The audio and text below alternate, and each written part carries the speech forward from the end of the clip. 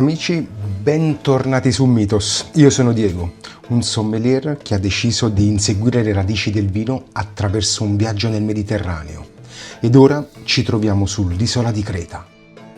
Guardatela dall'alto per un momento. 260 km di lunghezza, stretta, selvaggia, verticale. A nord il mare Cretese, a sud il Mediterraneo aperto che spinge verso l'Africa. E nel mezzo montagne che toccano i 2000 metri, gole profonde che sembrano ferite nella roccia, pianure fertili dove l'oliva e la vite crescono insieme da millenni. Questa non è un'isola come le altre. Qui, su questo suolo, il vino non nasce per caso. 4000 anni fa circa, su quest'isola qualcuno stava già producendo vino, con un sistema che ancora oggi riconosciamo. Siamo a una decina di chilometri a sud di Heraklion, la capitale dell'isola. La strada sale attraverso colline coperte di olivi e vigneti. Il paesaggio si apre in terrazze naturali che guardano verso il mare. Arriviamo al villaggio di Archanes, un posto bellissimo, case di pietra, stradine lastricate, gerani ovunque. La campanella di una chiesa bizantina che suona in lontananza. Intorno al villaggio la terra è rossa, ferruginosa, quasi araba nel colore. Qui si coltiva la vite da prima che qualcuno iniziasse a scrivere la storia. A pochi chilometri da Archanes, su una collina che si chiamava Tipetro, nel 1949 un archeologo a noi familiare, di nome Spiridon Marinatus, inizia a scavare quello che sembra un normale sito antico. Qualche muro crollato, qualche pietra, erba secca, ma quello che trova là sotto cambia per sempre la storia del vino in Europa. Da lì emergerà un torchio vinicolo, datato intorno al 1600 a.C., 3626 anni fa. Ma non è un torchio qualsiasi, è un sistema completo. Una vasca d'argilla inclinata dove l'uva veniva caricata e pigiata. Una canaletta scavata con precisione per convogliare il musto verso il basso. Una vasca di raccolta dove iniziava la fermentazione. Intorno al torchio magazzini con 16 pitoi. Installazioni per l'olio d'oliva, una fornace per la ceramica e pesi da telaio. Questo non è un contadino che sta improvvisando. Questo è un impianto industriale dell'età del bronzo, progettato, costruito e calibrato per funzionare. Chi ha costruito sapeva esattamente cosa stava facendo. Si chiamavano Minoici. E quello che avevano costruito qui, ben 2000 anni prima che Roma posasse il primo mattone, era semplicemente qualcosa di incredibile. Amici, spostiamoci di qualche chilometro verso nord. Davanti a noi appare Cnosso, il cuore della civiltà minoica. Un luogo che prima ancora di essere archeologia è stata leggenda. Corridoi, affreschi, sale che si aprono una dentro l'altra.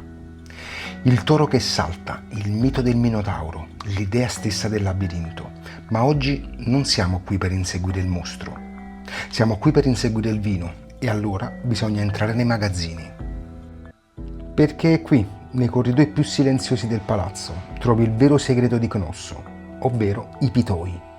Queste grandi giare d'argilla, alte quasi quanto un uomo, allineate una dopo l'altro, non sono semplici contenitori, sono la prova che i minoici non producevano vino in modo casuale, lo conservavano, lo misuravano, lo spostavano, ma soprattutto lo amministravano.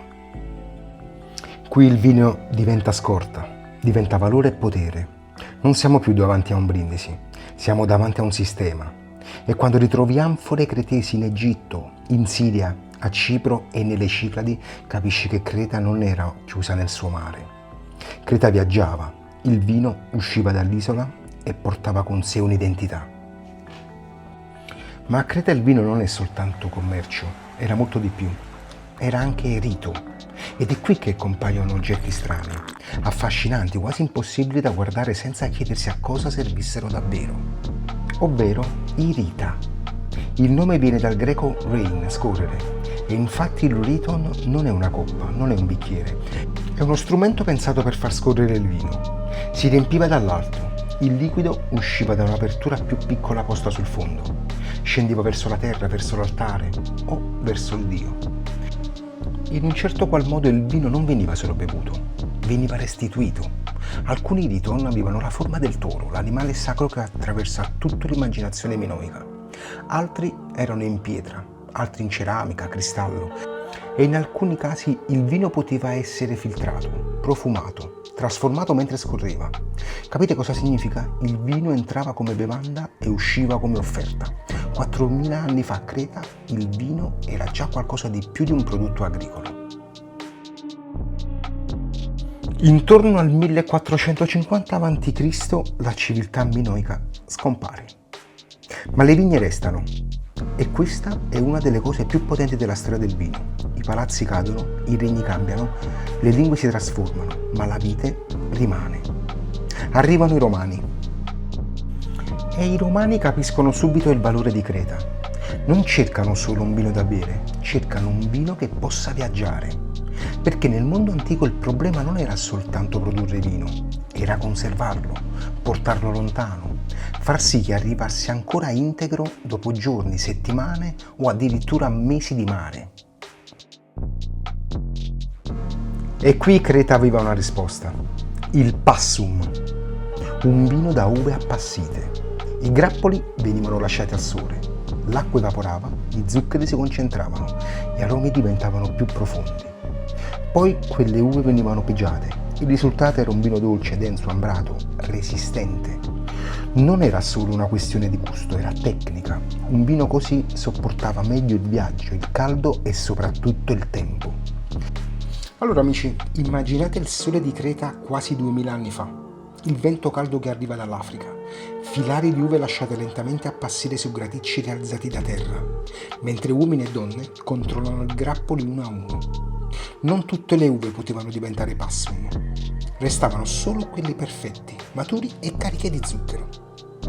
Ma il vero segreto arriva dopo. Ecco, ho trovato un video dimostrativo fatto in casa, guardiamolo. Quando l'uva era ormai appassita, non veniva subito picciata. I grappoli venivano immersi nel mosto fresco migliore. Per circa 6 giorni assorbivano nuovamente liquido. Si gonfiavano lentamente, quasi tornando in vita. Solo allora iniziava la pressatura. Ne usciva un vino denso, dorato, dolce e ricco. Un vino così prezioso da attraversare il Mediterraneo dentro anfore cariche nelle navi romane. In pratica, amici, il passum non era semplicemente un vino dolce, era concentrazione, tecnica e pazienza. Ed è anche tra i vini più famosi del mondo antico. Poi arriva Venezia. E qui la storia del vino cretese cambia completamente scala. Siamo nel 1204. Dopo la Quarta Crociata, la Serenissima, ovvero l'appellativo storico del Regno di Venezia, conquista gran parte del Mediterraneo orientale. Creta diventa Candia. Un'enorme base commerciale sospesa tra Europa, Egeo e Levante. Per quasi 4 secoli Venezia controllerà quest'isola trasformandola in uno dei centri economici più importanti del Mediterraneo. Ed è proprio da qui che inizia a diffondersi uno dei nomi più celebri della storia del vino europeo, la Malvasia. Ma attenzione, c'è da specificare che oggi quando sentiamo la parola Malvasia pensiamo subito a un vitigno aromatico. Nel Medioevo invece era molto di più, era quasi un marchio commerciale. Il termine probabilmente nasce da Monemvasia, una fortezza bizantina nel Peloponneso, collegata al mare da un unico accesso. I veneziani iniziarono a chiamare Malvasia quei vini dolci, intensi e dorati provenienti dai porti greci dell'Egeo. Monemvasia, Candia, Cipro e Corone. E col tempo quel nome diventò sinonimo di prestigio in tutta Europa. A Venezia comparvero persino le Malvasie, ovvero taverne specializzate, dove si servivano questi vini orientali ai mercanti, ai nobili e agli ambasciatori. Erano vini costruiti per viaggiare, uve lasciate appassire lentamente sotto il sole del Mediterraneo. Vini capaci di sopravvivere per mesi nelle stive delle navi veneziane, mentre attraversavano il Mediterraneo fino alle Fiandre, a Londra o ai porti del Baltico. E Creta diventò uno dei cuori di questo commercio. Beh, che dire, il nome Malvasia divenne così famoso che mezzo Mediterraneo iniziò a usarlo. Oggi esistono decine e decine di Malvasie diverse, alcune non sono nemmeno parenti tra loro, perché Malvasia, prima ancora di essere un'uva, era già diventata leggenda. Ed ora facciamo un salto nel 1669 d.C. Arrivano gli Ottomani. L'assedio di Candia dura 21 anni. Quando Venezia perde Creta, qualcosa si spezza. il commercio cambia, le famiglie fuggono e le conoscenze si disperdono, ma il vino non scompare, si ritira. Nei cortili silenziosi, nelle vigne dei monaci dei monasteri come quelli di Arcadi, Toplou e Prevedi. Il vino cretese non muore, aspetta. E adesso torniamo alla domanda più importante. Dopo tutta questa storia, che sapore ha oggi Creta?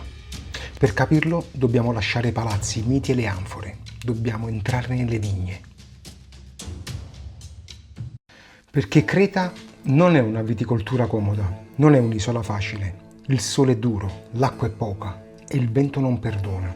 Le vigne migliori spesso salgono verso l'interno, tra i 300 e i 700 metri di altezza.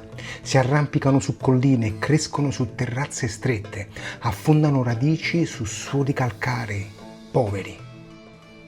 Qui la vite non si adagia, combatte. E quando la vite combatte, il vino cambia. Più sali di quota, più la notte raffredda l'uva. L'acidità resta viva, i profumi si fanno più precisi, la maturazione rallenta. Il vino guadagna tensione. E poi c'è il vero alleato di quest'isola, il Meltemi. La verità è che per i navigatori era un problema. Per le vigne è una benedizione. Asciuga l'umidità, riduce drasticamente il rischio di muffe, permette una viticoltura più pulita e rinfresca nelle ore più calde, ma soprattutto protegge l'equilibrio dell'uva. Senza questo vento, sotto il sole di Creta, molti vini rischierebbero di diventare larghi, caldi e stanchi. Il Meltemi li tiene svegli. Creta oggi non è più soltanto un'isola del passato, è una regione del vino viva. Ha le sue denominazioni, come quella di Pesa, Archanes, Daphnes e Sitia.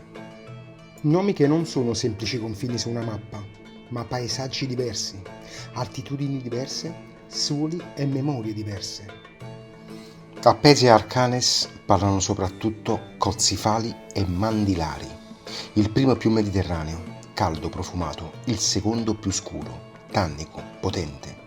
A Daphnes il protagonista è il liatico, un rosso antico, sottile, luminoso, capace di raccontare Creta con una voce quasi fragile, ma profondissima. A Sitia, nell'estremo oriente dell'isola, il liatico diventa ancora più identitario, soprattutto nei vigneti alti di Ziros, dove il vento e le altitudini scolpiscono vini che sembrano arrivare da un altro tempo. E poi ci sono vini bianchi, Vilana, Trapsatiri, Daphni, Plito, Vidiano.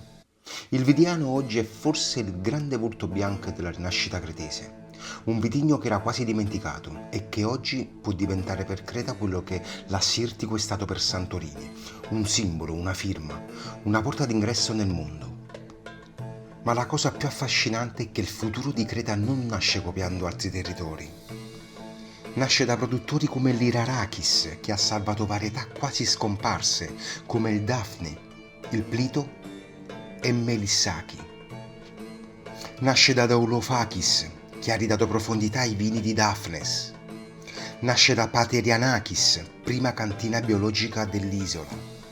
Nasce da Economou, che a Sitia aspetta anni prima di mettere una bottiglia sul mercato, perché il tempo è parte della vinificazione. E nasce da una generazione nuova, come quella di Jana Mahlin, che nei vigneti alti di Retimno sta trasformando vecchie vigne prefillossere in una delle storie più forti del vino greco contemporaneo. Perché oggi Creta guarda avanti, ma lo fa con radici antichissime. Il cambiamento climatico spinge i vignaioli sempre più in alto, 600, 700, 900 metri, dove il caldo si attenua e l'acidità resiste, dove il vento asciuga le uve e il sole non è più solo una minaccia, ma una forza da governare. E forse è proprio qui il destino della viticoltura cretese, non diventare una copia del mondo moderno, ma diventare una delle sue risposte, con vitigni che conoscono la siccità da secoli, con vigne abituate alla pietra, al vento, alla luce violenta del Mediterraneo, con vini che non cercano la perfezione internazionale, ma una voce propria. Creta è stata una delle prime terre d'Europa a trasformare l'uva in vino. Oggi sta imparando a trasformare la memoria in futuro. E mentre il sole cala sulle colline di Eraclion, sui vigneti di Daphnes, sulle alture di Sitia e sulle vecchie vigne di Retimno, una cosa diventa chiara. Il vino cretese non appartiene solo al passato minoico, alle anfore e ai palazzi delle rotte veneziane, appartiene al futuro del Mediterraneo. Un futuro fatto di altitudini, vigneti autoctoni, agricoltura più consapevole e produttori che hanno capito una cosa semplice: per andare avanti a volte bisogna scavare più a fondo nelle proprie radici. Amici, la nostra tappa sull'isola di Creta termina qui. Restate connessi. A presto, ciao!